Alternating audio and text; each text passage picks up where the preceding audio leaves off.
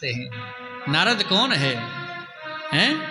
नारद ज्ञानम ददात इति, जो प्रत्येक इंद्रिय से ज्ञान देता हो वो नारद है। ये हमारी ब्रज की कहावत है, ना रद्द, जिसकी बात को कोई रद्द ना कर सके वो नारद है। वैसे भी आपने देखा होगा, जिसको नारद जी मिले उसको भगवान के दर्शन अवश्य हुए हैं। जिसको नारद जी मिले उसको भगवान के दर्शन अवश्य हुए। एक भी व्यक्ति ऐसा नहीं बता सकते जिसने नारद के दर्शन किए हो उसे भगवान नहीं मिले हो। नारद जी ने सोचा क्यों ना इसकी परीक्षा ली जाए। नारद जी ने कहा कहां जा रहे हो? बोले वन में जा रहे हैं तपस्या करने के लिए। बोले तुमने भगवान को देखा है? द्रौपदी महाराज ने कहा देखा नहीं है, सुना है। नारद जी ने कहा जा तो ऐसे रहो जैसे तुम्हारा कोई रिश्तेदार है, वन में बब्बर शेर रहता है तुम्हारा नाश्ता कर जाएगा। द्रौपदी ने कितना सुंदर जवाब दिया, बाबा उस शेर में भी तो भगवान होता है, वो मुझे क्यों खाएगा? नारद जी ने सोचा पहली सीढ़ी मजबूत है, डरता नहीं है। अच्छा एक बात बताओ, कितनी बार भोजन करते हो दिन में?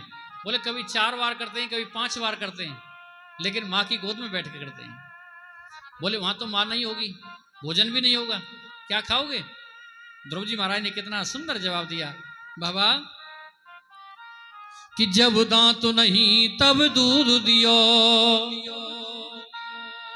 कि जब दांत नहीं तब दूध दियो, अब दांत दिए तो कछु और देगो, अब दांत दिए कछु और देगो। बाबा जब दांत नहीं थे तब दूध दे दिया, और अब दांत दिए तो कुछ और भी देगा। भगवान की कितनी बड़ी कृपा है।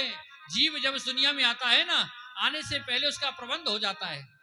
जीव इस दुनिया में आता नहीं है, माँ के गर्भ में रहता है, माँ के स्तनों में दूध आ जाता है, उसके आने से पहले ही। भगवान भूखा सुलाता जरूर है, भगवान भूखा उठाता जरूर है, लेकिन कभी किसी को भूखा नहीं सुलाता। वो सबका ख्याल रखता है। हम चाहे रखें ना रखें, एक बात और आप बता दें, संसार के जीवों से जितनी आशा करते हो ना, सब व्यर्थ है। तुम किसी व्यक्ति से 4 दिन नमस्कार कर लो, 4 दिन राम राम कर लो, और 5वें दिन तुम राम राम मत करो, वो तुमसे बोलेगा नहीं, ये पक्की बात है। बोलो राधे राधे, हैं? वो बोलेगा नहीं, वो कहेगा बड़ा घमंडी हो गया, 4 दिन तो हमसे राम राम करता था, आज हमसे राम राम भी नहीं कर रहा है। लेकिन भगवान तो ऐसे दयालु हैं, मेरे ऐसे कृपालु हैं, उनसे तुम आप कभी पूजा करो मत करो, नाम लो मत लो, जल चढ़ाओ मत चढ़ाओ, ऐसे कृपालु हैं। एक बार आप उनका नाम भी ले लो ना, एक बार हाथ जोड़ कर उनके चरणों में प्रणाम भी कर दो, तो वो तो कहते हैं मैं सर्वस्व नौछावर हो जाऊंगा इस पर। वो तो इतने कृपालु हैं। द्रौपदी महाराज ने कहा बाबा आप कौन हो? बोले बेटा मैं नारद हूं। सीने से लगा लिया, बेटा मैं तुम्हारी परीक्षा ले रहा था, मंत्र दे दिया, ओम नमो भगवते वासुदेवाय, जाओ इस मंत्र को जपो। द्रौपदी महाराज ने यमुना में स्नान किया, अखंड जाप चल रहा है। पहले महीने में उन्होंने कंद मूल फल खाए, दूसरा महीना प्रारंभ हुआ, 6 दिन तक पत्तों को खाया, तीसरा महीना प्रारंभ हुआ, 9 दिन जल पी करके रहे, चौथा महीना प्रारंभ हुआ, 12 दिन वायु को ग्रहण कर लिया, हवा को खींच लिया, हवा को खींच लिया, वायु को ग्रहण किया।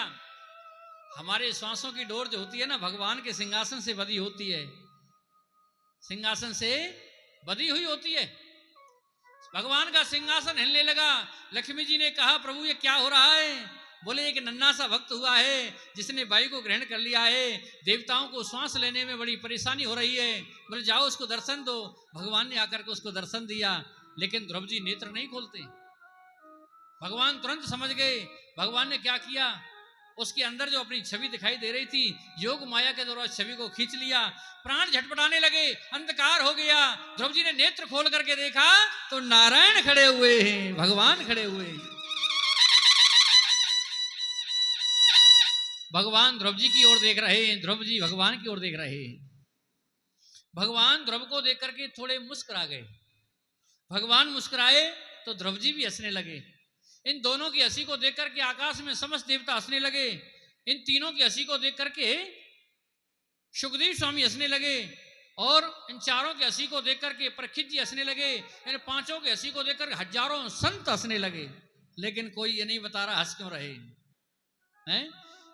भगवान नारायण से पूछा, आप क्यों हंस रहे हो? बोले, त्रिलोकी का राजा इसके सामने खड़ा है, ये कुछ मांगता नहीं है, हमें तो इसलिए हंसी आ रही है। द्रौपदी जी से पूछा, आप क्यों हंसे? बोले, हमें तो मांगना आता ही नहीं है, हम मांगे क्या, हमें तो मांगना ही नहीं आता है, क्या मांगे? आकाश में समस्त देवताओं से पूछा, आप क्यों हंसे? बोले, हम तो इसलिए हंस रहे हैं, त्रिलोकी का राजा सामने खड़ा हुआ है और ये कुछ मांग नहीं रहे, ऐसे मांगने का मौका हमें मिल जाए तो महाराज इतनी लंबी सूची रख देंगे कि महाराज ये सब व्यवस्था हमारे लिए कर दो, ये सारी व्यवस्था कर दो। सुखदेव स्वामी से पूछा, आप क्यों हंसे? बोले, जब स्वयं नारायण मिल जाए तो मांगने के लिए शेष क्या रह गया है? जब भगवान स्वयं मिल गए तो शेष क्या बचा है? मंदिर में जाते हैं ना, भगवान से ना जाने क्या क्या मांगते हैं। अरे हम कहते हैं मंदिर में जाकर के भगवान से ये संसारी वस्तु क्यों मांगना? अरे भगवान को ही मांग लो ना, भगवान से कह दो ना, प्रभु आप भी हमारे हो जाओ ना, हमें अपना बना लो, आप हमारे बन जाओ। भगवान से कहो, हो तेरे फूलों से भी प्यार, तेरे कांटों से भी प्यार,